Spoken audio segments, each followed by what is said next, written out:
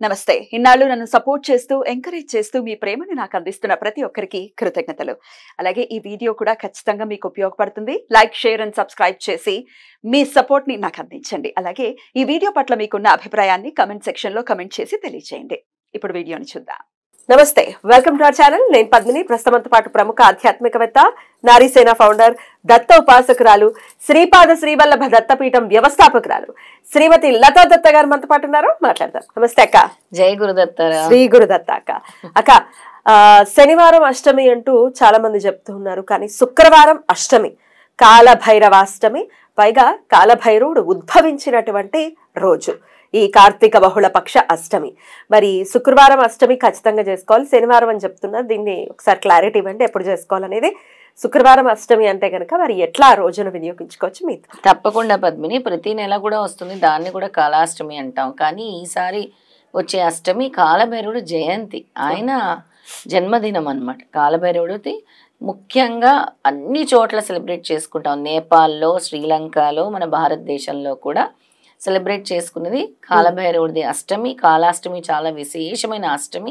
శుక్రవారం నుంచి అష్టమి మొదలవుతుంది, శనివారం వరకు ఉంటుంది. కానీ అర్ధరాత్రి నిశీతి కాలంలో, నిశీతి కాలంలో ఎప్పుడైతే అష్టమి ఉంటుందో అప్పుడే దాన్ని కాలాష్టమిగా మనం పరిగణనలోకి తీసుకుంటాం. దీనికి సూర్యోదయము లేకపోతే చంద్రోదయము ఇది కాదు, ఎందుకంటే రాత్రి ఉండాలి.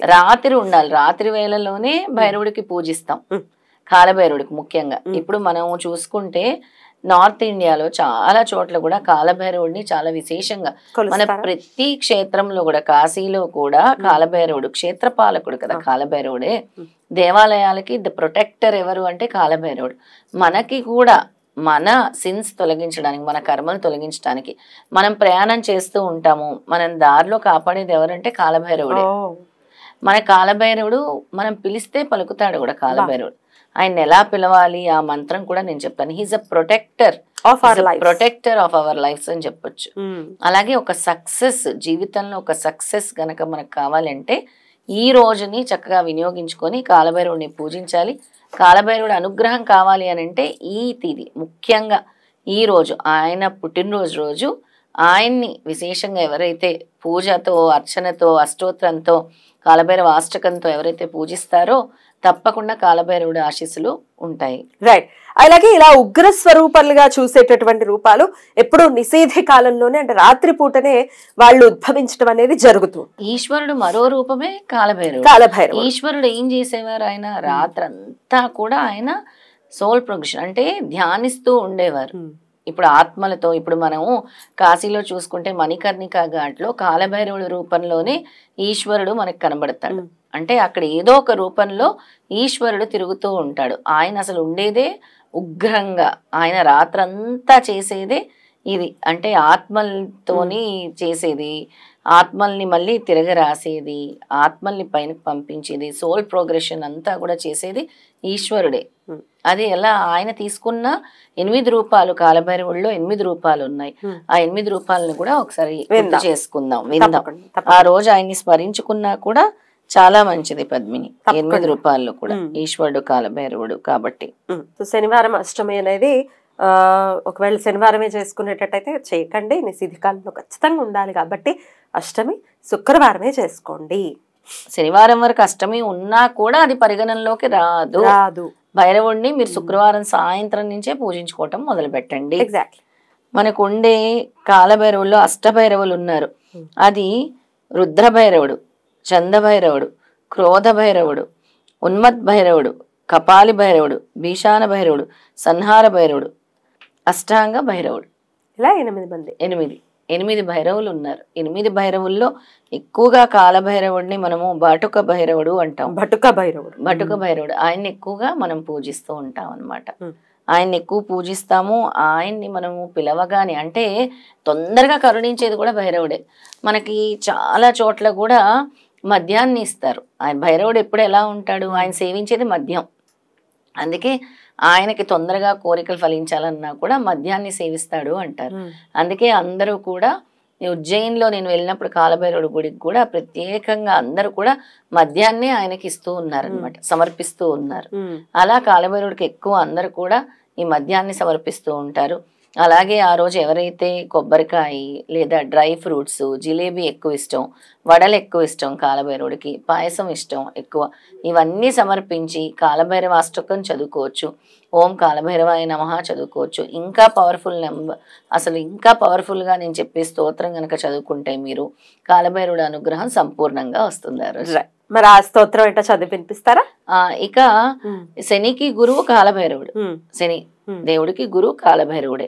అలాగే రాహు దోషాలు, శని దోషాలు ఉన్నా కూడా కళాష్టమి రోజు ఎవరైతే వెళ్ళి అక్కడ దేవాలయాల్లో ఆవ నూనె సమర్పిస్తారో, అలాగే నల్ల నువ్వులు ఎవరైతే సమర్పిస్తారో ఈ దోష నివృత్తి కూడా జరుగుతుంది. అద్భుతం. ఆవ నూనెకి అంటే ఆవ నూనె దీపారాధనకి వినియోగించండి అని ఇచ్చేయచ్చా? దీపారాధనకి వినియోగించుకుంటారుగా దేవాలయాల్లో. అది ఓన్లీ కాలభైరవుడి గుడిలోనా, ఏ గుడిలో అయినా? కాలభైరవుడి గుడిలోనే ఇవ్వాలి. కాలభైరవుడి గుడిలోనే ఆ రోజు ఎక్కడుందో కాలభైరవుడి గుడి చూసుకొని మీ సకల దోషాలు, శని దోషాలు నివృత్తి అవ్వాలన్నా, రాహు దోషాలు నివృత్తి అవ్వాలన్నా, ఇలాంటి అష్టమి కోసం ఎదురు చూస్తూ ఉంటారు. వెళ్ళి ఎక్కడుందో గుడి తెలుసుకొని అక్కడ మీరు ప్రదక్షిణలు చేసుకొని నేను చెప్పే మంత్రం చదువుకొని జపం 108 సార్లు జపం చేసుకొని వీటిని అక్కడ దాన రూపంలో దేవాలయంలో దీపాలకి వినియోగించండి అని చెప్పండి.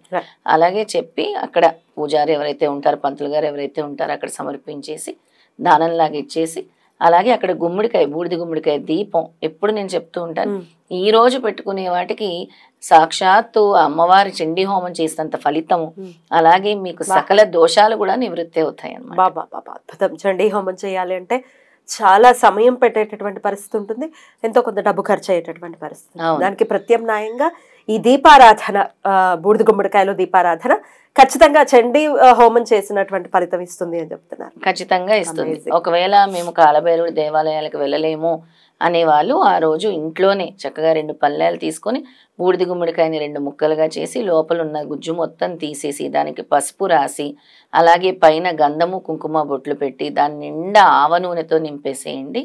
ఒత్తులు వేయండి. ఒత్తులు వేసేసి దీపం వెలిగించండి. ఇంట్లో పెట్టుకోవచ్చు. ఇంట్లో పెట్టుకుంటే మంచిదే, బయట గుమ్మం దగ్గర పెట్టుకుంటే ఇంకా మంచిదే. ఇప్పుడు మన కార్తీక మాసం పెట్టుకోవచ్చు, అలా కూడా పెట్టుకోవచ్చు. అంతసేపు వెలుగుతుంది. ఆ స్తోత్రాన్ని కూడా నేను ఇప్పుడు చెప్తాను. చిన్న గుమ్మడికాయ అయినా పర్వాలేదాక ఈ సైజ్ లో తీసుకో. చిన్న గుమ్మడికాయ అయినా చక్కగా ముద్దుగా ఉంటుంది, అటు ఇటు పెట్టుకోవచ్చు, గుమ్మం దగ్గర పెట్టుకోవచ్చు. చేస్తే నూనె బోల్డ్ అంత అవుతుంది కదా. అవును, బోల్డ్ అంత. స్తోత్రం మనము కాలభైరవుడిని ఆ రోజు పిలిచి ఆయన్ని స్మరించుకునే స్తోత్రము ఓం ఐం హ్రీం క్లీం చాముండాయ విచ్చే ఓం భైరవాయ నమః. అటు అమ్మవారిని పార్వతీదేవిని కూడా పూజించాల్సిన రోజు, లక్ష్మీదేవిని పూజించాల్సిన రోజు. ఆ రోజు అష్టమి రోజు ఎక్కువ అమ్మవారిని పూజిస్తాము. కాలభైరవుడితో పాటు ఎప్పుడు పార్వతీదేవిని పూజించాలని మా శాస్త్రాలు చెప్తున్నాయి. అందుకని ఈ అమ్మవారి మంత్రం ఓం ఐం హ్రీం క్లీం చాముండాయ విచ్చే ఓం భైరవాయ నమః అని పిలవగానే మనకి సహాయం చేయటానికి భైరవుడు వస్తాడు. ఈ మంత్రం గనక మనం పఠిస్తే 108 సార్లు తప్పకుండా జీవితంలో ఎటువంటి సక్సెస్ కావాలనుకున్నా కూడా కాలభైరవ ఆరాధన ఖచ్చితంగా విజయాల్ని తీసుకొస్తుంది అని చెప్తూ ఉంటారు. ఖచ్చితంగా అన్ని విజయాల్ని తీసుకొస్తూ ఉంటుంది. ఇప్పుడు కాలానికి అధిపతి అని గురుదేవులు స్వయంగా చెప్పారు. శ్రీపాద శ్రీవల్లభ చరితామృతంలో చాలా స్పష్టంగా చెప్పారు. ఈ డ్యూటీ మొత్తం నేను కాలభైరవుడికి అప్పు చెప్పాను. ఈ కాలానికి అధిపతి ఎవరు అంటే నేనాలి అని అంటే ఆయన్ని స్తుతించాలి, ఆయన్ని పూజించాలి, ఆయన్ని స్మరించుకోవాల్సిన రోజే కాలభైరవాష్టమి. బ్యూటిఫుల్ అక్క, చాలా అద్భుతంగా వివరించారు. ఖచ్చితంగా శుక్రవారం అష్టమి వస్తోంది కాబట్టి ప్రతి ఒక్కరు ఈ రోజును వినియోగించుకోవాలి అని మనస్ఫూర్తిగా మనవి చేస్తూ కృతజ్ఞతలక్క. నమస్తే. నమస్తే.